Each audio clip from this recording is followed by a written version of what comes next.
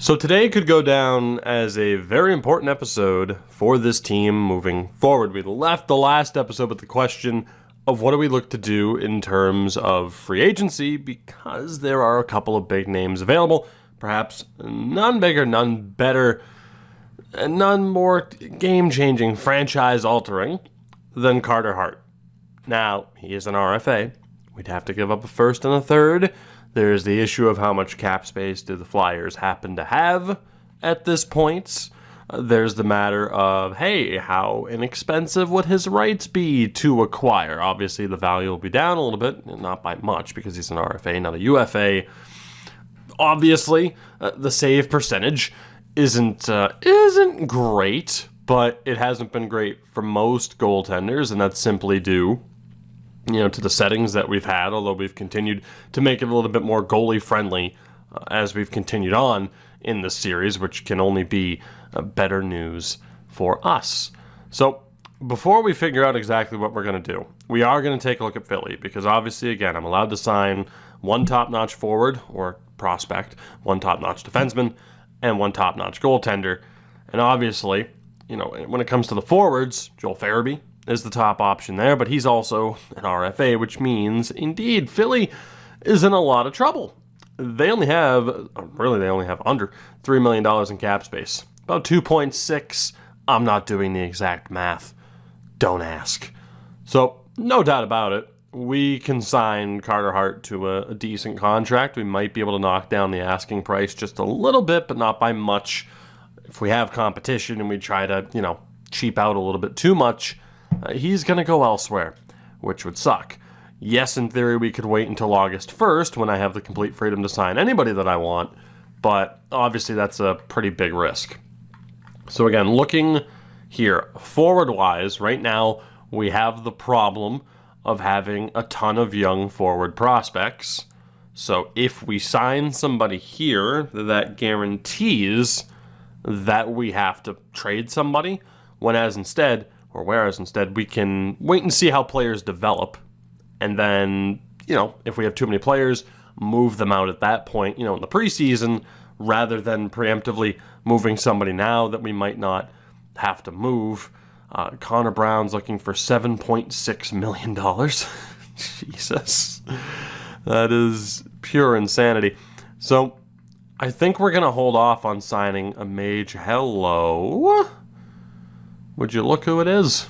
Ooh, he hasn't been doing well in Vegas either. Wow, we really ruined his career by trading him to Vegas, didn't we? Oh, the poor guy.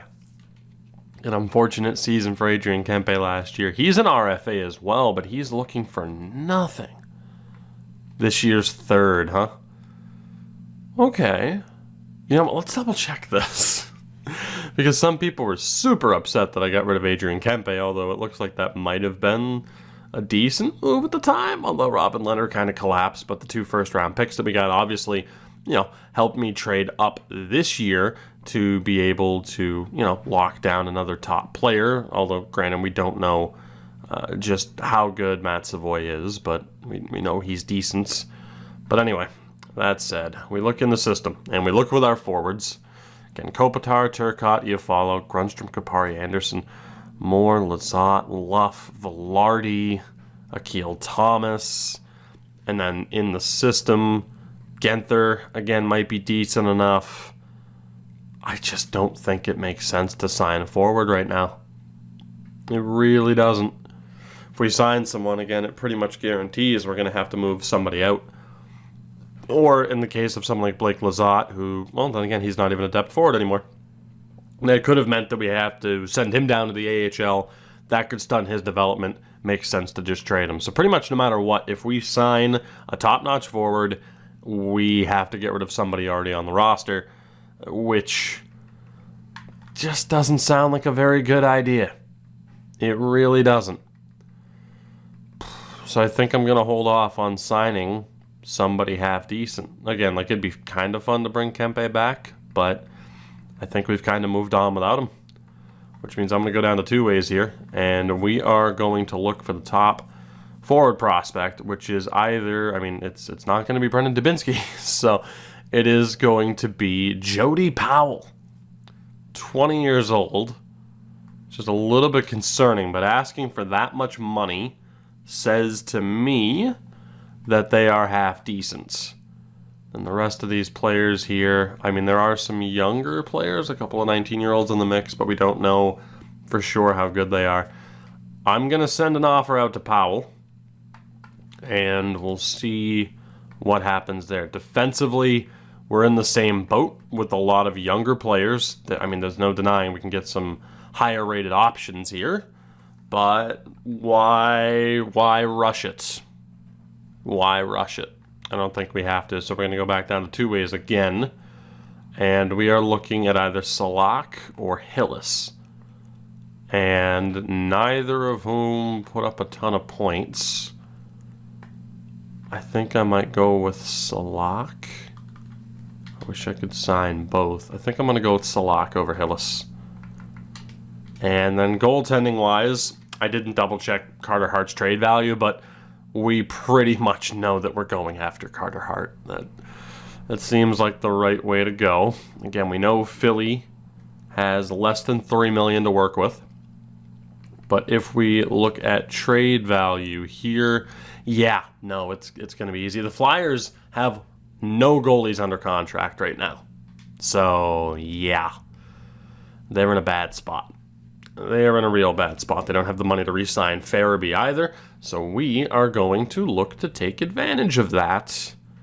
And we are going to send an offer out for one Carter Hart. Now, yes, there is a risk that he might not want to re-sign, but he's still going to be an RFA.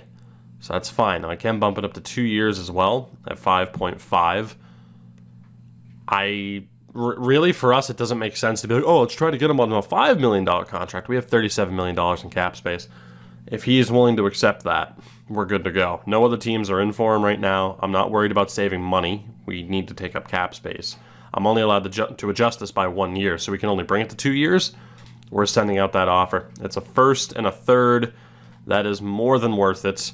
So our big-time free agent offers are out there for now.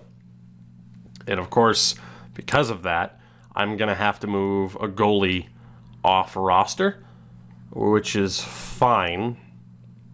It seems like a virtual certainty that Robin Lehner is going to be moved here. And again, taking a look at the roster, I think that means Vevalainen, as much as I'd like to keep him, is probably on the chopping block because I can find a backup goalie anywhere else. And obviously he was a bit iffy, and Villalta might be good enough to be the backup anyway after what he did in the AHL this past season. So looking here, 2/7, not a great return, but we're going to have to take it. And we're going to take it from Pittsburgh to send him out east rather than to Columbus. So Vevalainen is gone for 2/7. We now have one open goalie spot on the roster, so we can move forward. And we're going to see if we have successfully managed to take Carter Hart away from Philadelphia. And we're going to see what happens, too, in terms of those prospects signing.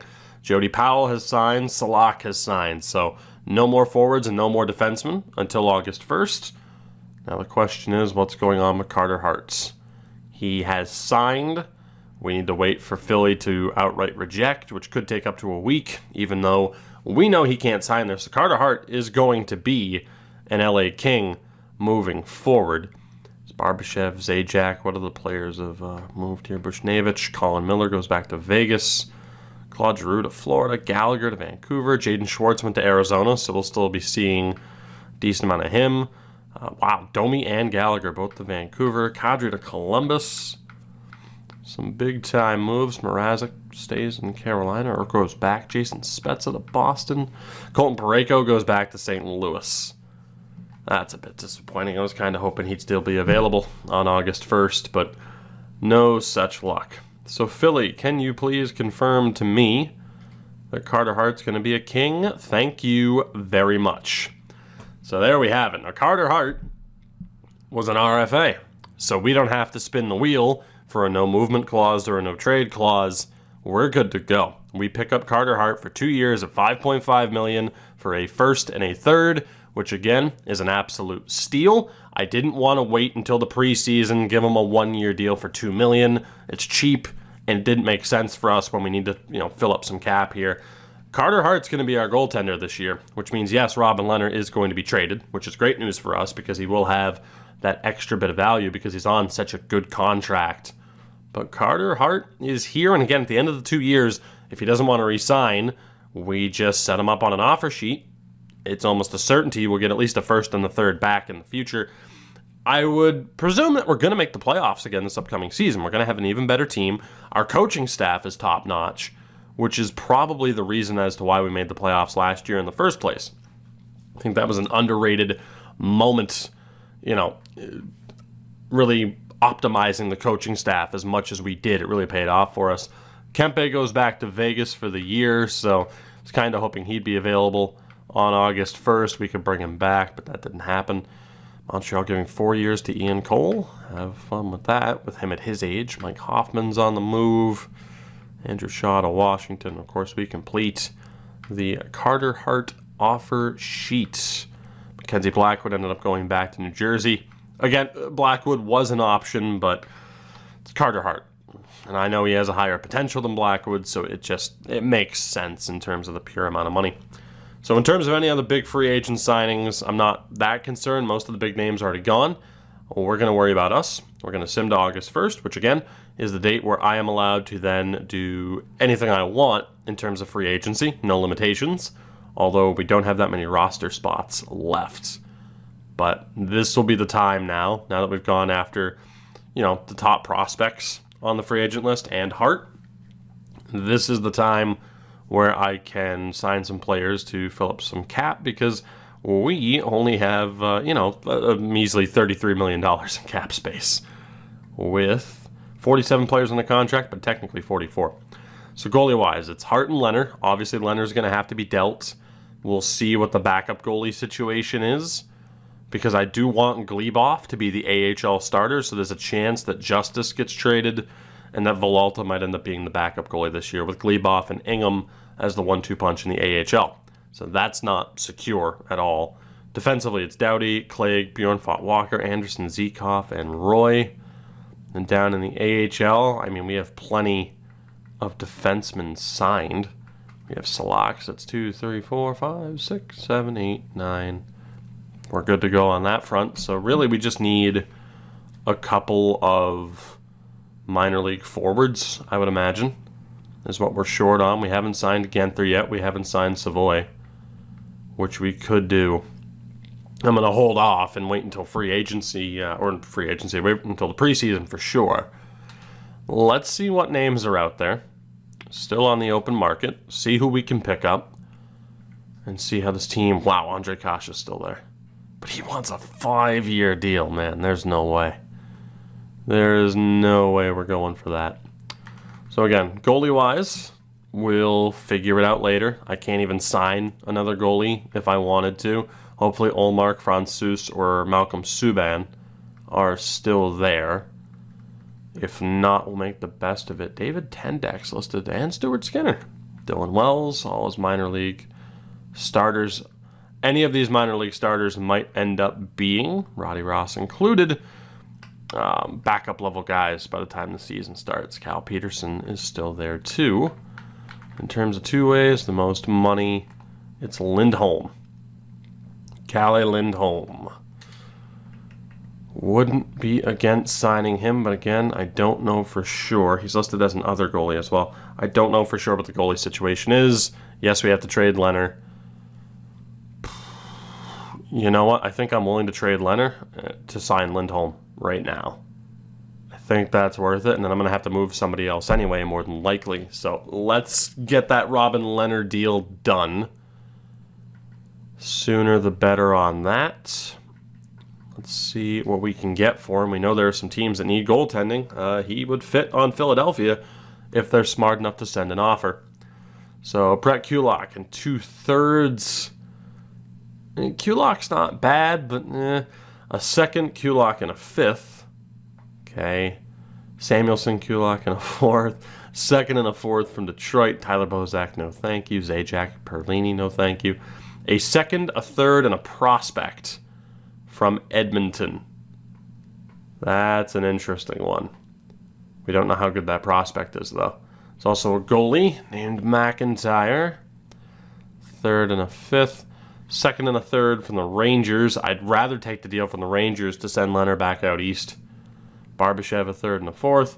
A third, a fourth, and Justin Braun from Philly. No thank you. And Tyler Myers' contract. No thank you. I like that deal from the Rangers. I do. I mean, obviously I'm intrigued at how good, Vorobiev and McIntyre happen to be, but I'm pretty sure I'm going to take that deal from New York. I'd prefer to send him back east than have to deal with him. Vorobiev is a former 4th-round pick. How good is the goaltender? McIntyre, he's 20. 5th-round pick, so no real way to know. We're going to take that deal from the Rangers.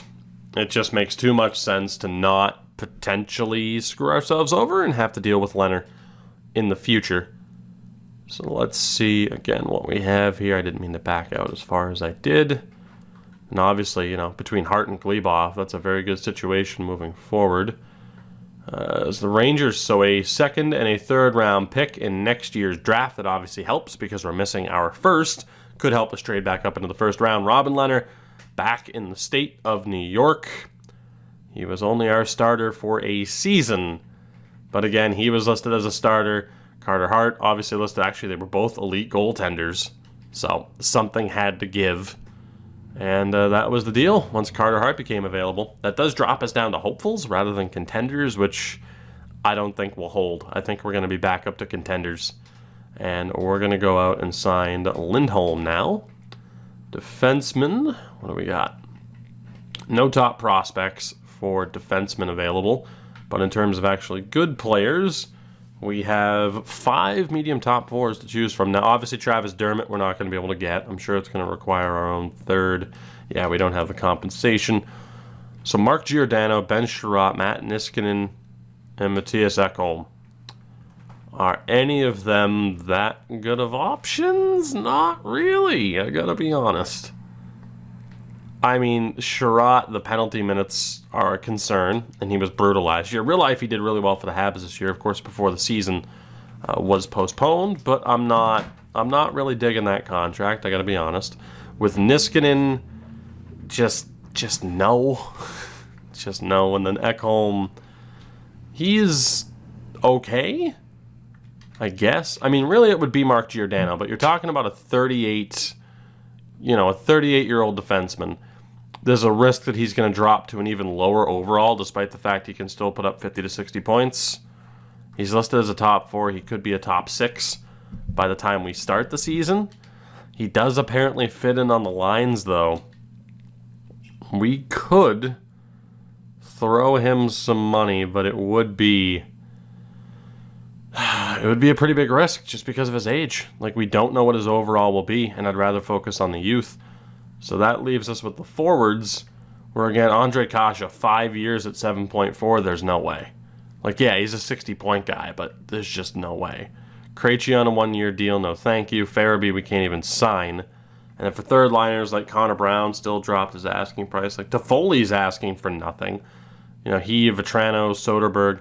I wouldn't be against bringing Toffoli back, even though he was kind of terrible. But again, the question is, is it worth potentially taking a spot away from one of our younger guys? And it just isn't. It just isn't. So it was a little bit controversial. The last time that we did this. But we still have no set rule against it. So we're going to be looking at a veteran or two. And, I think David Backes is the guy, because who doesn't love David Backes? We're going to be giving him a decent little severance package of $18 million for this next year. Because why would we not? And we'll see what the cap's looking like once we're there. So Lindholm accepted, Backes accepted, obviously. That puts us at 17.6. I think technically I need to sign one other person to a decently lucrative contract. At least I should to play it safe. We have the contract limit too. So I'm gonna go with everyone's favorite Swede, Louis Eriksson. Because he did not get enough money from the Vancouver Canucks for how good of a player he is, and I'm tired of the disrespect. So, Louis, congratulations. We're going to give you like $2 or $3 million. And you'll be down in the AHL, probably as a healthy scratch. And with that, we're good to sim to the beginning of the preseason. And we can take a look at the roster from there. Louis signs.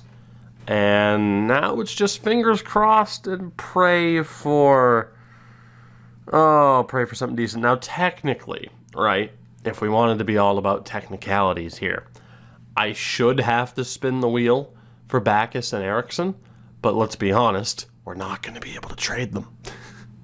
That's the only reason why I don't. They're clearly going to be on the roster all year. It's not a situation where it's like, oh, am I allowed to flip Jaden Shore? It's like, no, these players are going absolutely nowhere. So it's not a very big deal.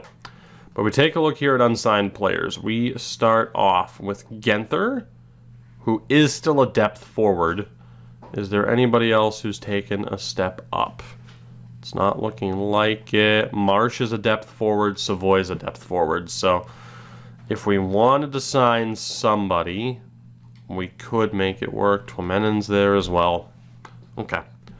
So let's go to roster moves. We're still listed as hopefuls. That's a bit surprising, if I'm honest. Let's see what we have here. So goalies, Hart's elite. We do not have a starter. Or not a starter. We don't have a backup. We could give Justice the chance. 22. We don't know his potential for sure.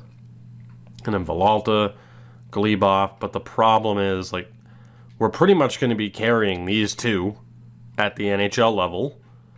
And if neither one of them can do a good enough job as the backup, we'll have to go out and get a backup because Glebov has to be the minor league starter.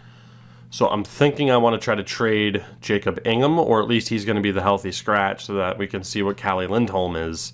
So we're going to be carrying these 6 goalies to start. And again, hopefully one of these two can prove good enough to be the backup. We're going to send Carter Hart down for the moment, just so that I can actually get a look at the potential for these two during the preseason. Defensively, it's Doughty. Clague's now top 4, which is great news. You have Walker, Bjornfot, Zekov, and then 2 depth defensemen with Anderson and Roy. So technically, we could use one more top 4 defenseman and then play one of these 3. I mean, yeah, we could use a top 4 defenseman. We could use 2 top 4 defensemen if we're being honest and get rid of one of these guys. But it wasn't the worst decision in the world to trust the players that we already had. Obviously, between Anderson and Roy, we're going to have to wait and see who proves to be the 6th or the 7th. Time will tell. But I still don't hate the idea of moving forward with this defense until, we see what problems need to be fixed. And yeah, Anderson Dolan's a legitimate second liner now. Grunstrom's a legitimate second liner. So we did have room for 1 top 6 forward. Kapari, Moore, Lizotte will be the 3rd line. Luff, Amadio, Wagner, Velarde, and Akil Thomas are depth forwards. And then the minors, we have another depth forward with Madden. So if we did bring in a top 6 forward, it would have been temporary anyway. So really, these lines are just about set. We have to decide between Velarde, between Thomas, our 2 top unsigned forwards, or Tyler Madden, who gets the chance. And I think, obviously, it's got to be Velarde. We're going to send down Akil Thomas. Gabe Velarde will get the chance either on the 3rd line or the 2nd line. Obviously, Rasmus Kapari could be played in the top 6 as well. And then the 4th line's already set. Wagner, Amadio, and Luff. So that will be the forward core this year, which means the AHL is still going to be looking pretty damn good, and I don't think we have to sign the current unsigned prospects that we have. We'll just let them develop without being signed, and we should be good to go. So if we sim to the beginning of the regular season here, or at least close, I am not trading Iafallo for Parayko. Some people probably wish that I would, but I'm not going to do that. We're going to hit sim the regular season still. We're going to stop it right before it carries over. And that way, hopefully, we can get a look at some potentials, and we'll optimize this team for the beginning of the season. So there we go. We'll stop the sim there before cap compliancy, before our final preseason game against Calgary. We also start the season against the Flames. So goalie-wise, we still don't know for sure. Honestly, it's a tough call in terms of who starts this season. Both have been decent in the preseason, but obviously Carter Hart's the starter. And then defensively, I mean, between Anderson and Roy, I'm just intrigued to see who fits in best on this team. Neither had a particularly great preseason. Doughty will get the call, and then down in the AHL we have 4, 5, 6, 7, and 8. So that's perfect. Salak might not be the highest rated player in the world. And then forward-wise, obviously we have our 12. And then down in the AHL we have 3, 6, 9, 10, 11, 12, and plenty of depth. So in terms of who the healthy scratch is, I'm not sure. We're going to have to figure that out.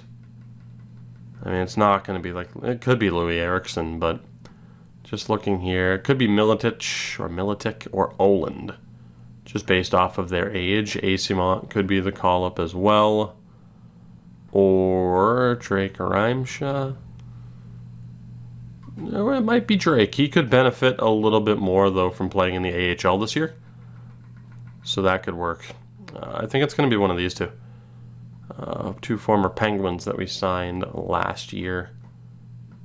And judging off of defensive ability, I think it's going to be Oland that we call up and have as the healthy scratch. So let's get a look in theory at what these lines are going to be. We go best lines here. What do we have? So again, we already know the fourth line is Wagner, Amadio, and Luff.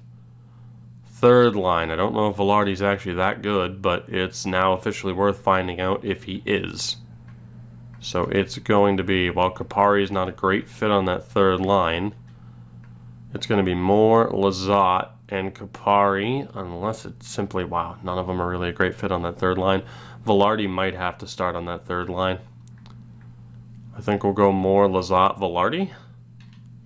And then probably still have Iafallo, Kopitar, Turcotte. We could put Iafallo on the second line, and that way we're not relying on so much youth, but Grundstrom, Anderson, Dolan, Kupari could be that second line. The team's looking good. I mean, again, we're not going to be instant competitors, but I mean, you know, if I were to run into this team, and we don't know all the overalls for sure, but if I were to run into this team in the playoffs, I'd be like, oh, this could go very poorly for us, which is often how it goes.